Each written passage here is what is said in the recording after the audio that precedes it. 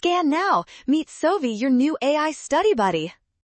Imports changing can flip the whole macro picture fast. So let's solve this short run question quickly and lock the right choice without getting trapped.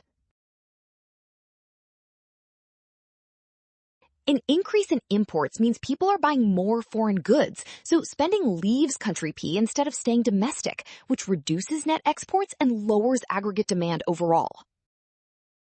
When aggregate demand falls, the AD curve shifts left, and in the short run, that means firms sell less, produce less, and need fewer workers, not more. Because the economy started in long-run equilibrium, a leftward AD shift pushes output below full employment output, creating a recessionary gap. So option C is correct.